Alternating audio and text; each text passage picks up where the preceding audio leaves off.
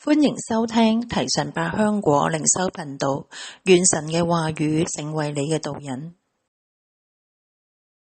詩篇97篇10至11節，你們愛耶和華的，都當恨惡罪惡。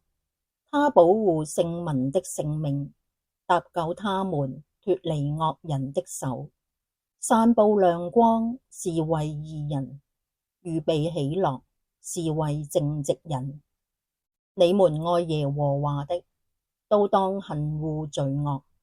他保護聖民的性命，搭救他們脫離惡人的手。散布亮光是為義人，預備喜樂是為正直人。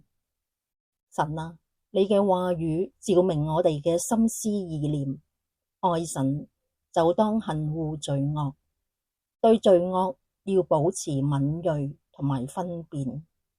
當我哋選擇親近神，遠離惡事嘅時候，神必親自保護同埋拯救我哋。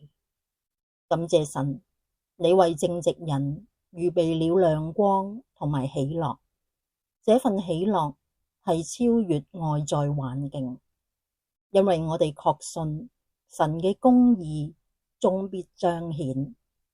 奉主耶穌基督聖名禱告，阿們。